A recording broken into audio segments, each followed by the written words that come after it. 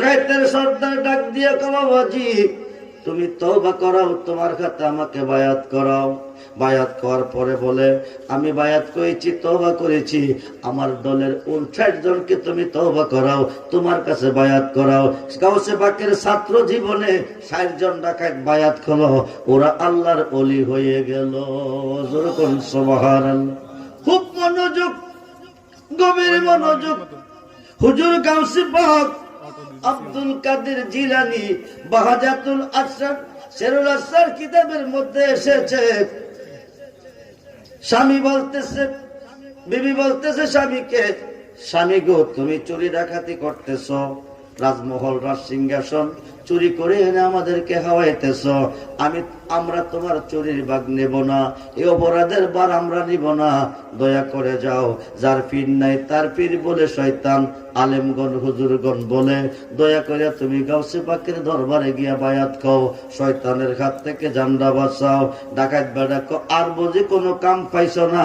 আমার নেশার পেশা হইল চুরি ডাকাতি করা, আমি চুরি ডাকাতি ছাড়তে পারবো না, মুরিদ হইতে পারবো না, হাই খাই যাইতে পারি একটা শর্তে, চুরি করার পারমিশন যদি হুজুর আমাকে দে।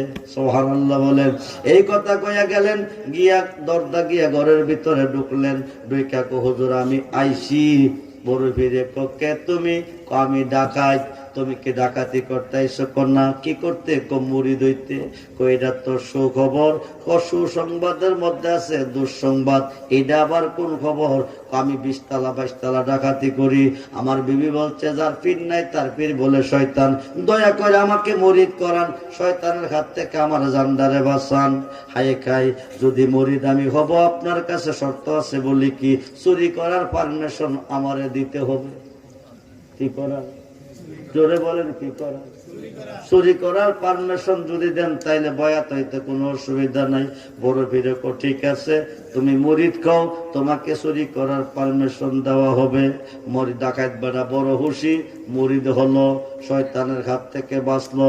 বাঁচার পরে কো বাবা তোরে চুরি করার পারমিশন দিছি, মনে যত চা করিস কোনো অসুবিধা নাই, তোর কথা আমি রাখছি, তুই কি আমার একটা কথা রাখতি না? কবাজান শত কথা কইলেও কোনো অসুবিধা নাই, শয়তানের হাত থেকে বাঁচতে পেরেছি, আমি আপনার কাছে মুরিদ হয়েছি, চুরি করার পারমিশন যেহেতু পেয়েছি, সত্য কথা কইলেও অসুবিধা নাই।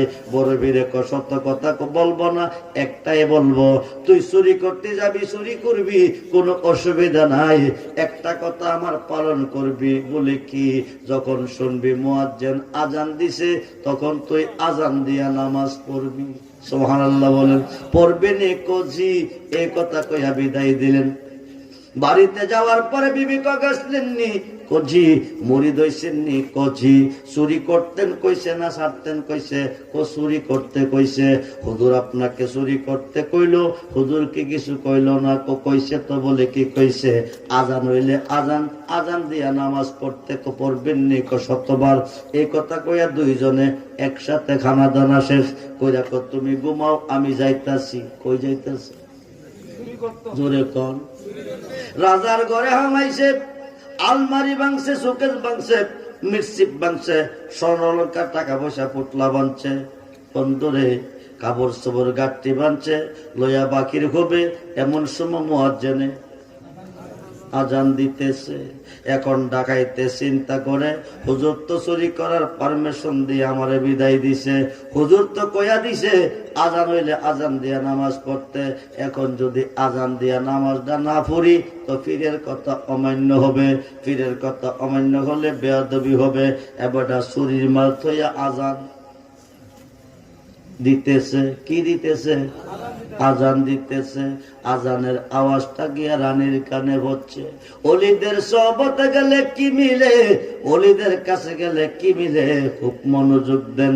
এখন আজান দিছে, আজানের আওয়াজটা রানীর কানে হচ্ছে। রানী রাজারে জাগাইতেছে আর কইতাছে, শুনছনি আমাদের ঘরে আল্লাহর ওলি এসেছে। সুবহানাল্লাহ বলেন। রাজা রানী দুইজন ঘুম থেকে উঠাইছে, আইয়া দেহে ঘরের দরজা মেলা, আলমারি ভাঙছে, সুকেস মিরচিপ ভাঙছে, টাকা পয়সা স্বর্ণ লঙ্কার ফুটটা বানছে, কাপড় তীরে গাঠটি বানছে। রাজাকে কইসলাম নি রাত্র প্রভাতের পথে সুরের নামে সাউদের নিশান যান বাঁচিবার জন্য আজান দিয়া নামাজ দাঁড়াইছে। রানী যত কথা কইবেন, সুরের ধর্ম হলো চুরি কইরা মাল নিয়া বিদায় হওয়া। সুরে কোনোদিন আজান দিয়া নামাজ পড়ে না। রানী এক অলি রাজা কসুর, এইবার নামাজ পরে সালাম ফিরাইলে রানী এক বাবা সত্য কইরা কইবা, মিথ্যা কইবা না, তুমি সুন্না ওলি। সুরা বেড়া ক সত্য কথা যদি কইমা, আমি সুন্না গো শুধু ডাকাতিও করি। কি কি আমি সুন্না শুধু ডাকাতিও করি। শিল্লানা বাংলার দুই পাতার মোল্লার দলে ওলি আল্লাহ কারে বলে? কথায় কথায় শুধু শিরিক আর বেদাত বলে। মোল্লা ফাইল কই? আপনাদের গ্রামে হুজুরের বাড়ি বাংলাদেশের ফরাসের, বেড়া গেছে আরব দেশ, 4টা ডিগ্রি লাগাইয়া 5 বছর পরে আইসে আবার বাংলাদেশ। আয়াসেরা চান্দিনা নামছে অথবা বড়ুরা নামছে, নাইমা পায়ে কেটে কেটে আপনাদের এলাকার দিকে আইতেছে। আয়া দেখে বড়ুরা অথবা আপনাদের গ্রামের মাঝামাঝি রাস্তার পাশে 10-12 জন কামলা নয়া নয়া নয়া নয়া এরিদান লাগাইতেছে। মুফতি সাহেব গরম হয়ে গেছে, শিরিকের পর শিরিক, বেদাতের পর বেদাত। এই কারণে জমিনে গজবের পর গজব, রহমত নাই।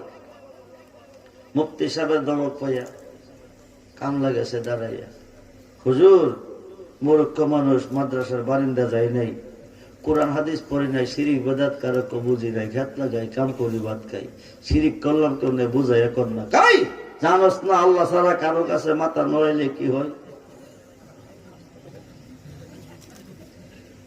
ফতোয়াটা কি দিছে? আল্লাহ ছাড়া কারো কাছে মাথা নড়াইলে ফতোয়া সত্য। ফতোয়া কি? আল্লাহ ছাড়া কারো কাছে মাথা নড়াইলে শিরিক হয়, ফতোয়া সত্য।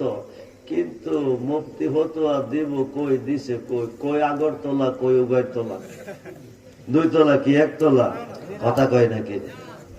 কামলারের মধ্যে একজন একটু চালাক, যদিও লেখাপড়া না করে, একবারটা 1 পাস বেড়া দেশের বিচার করে, মেম্বারি করে, চেয়ারম্যানই করে, আরেকবার বিয়ে পাস বেড়া গোড়ার ঘাস কাটে।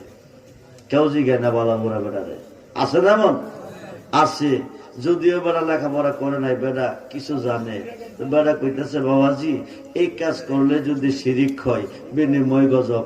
আমরা নাও ছেড়ে দিলাম, কুমিল্লার তারা করলে আমরা পাইব, ঢাকার তারা করলে আমরা পাইব, সিলেটের তারা করলে আমরা পাইব, চট্টগ্রামের তারা করলে আমরা পাইব। কারণ একে ভাগ করলে 10 রেফা। সাহাবীরা জানতে হয়েছে পাপ করলে একজনে করছে, 10 জনের অপরাধ কি? নবী বুঝাইতেছে লঞ্চটা হলো 2 তলা। কয় তলা? লঞ্চ কয় তলা? 2 তলা। নিচতলাও মানুষ আছে, উপর তলাও মানুষ আছে। উপর তলার মধ্যে খানার আয়োজন, টিউবওয়েল। নিচতলার মধ্যে খানার আয়োজন নাই, টিউবওয়েলও নাই। নিচতলার লোকের পানির পিপাস আইছে, নিচতলার লোকের চিল্লাইতেছে আর কইতেছে, উপরতলার ভাইয়েরা, উপরতলার ভাইয়েরা, উপরতলার ভাইয়েরা কি হইছে?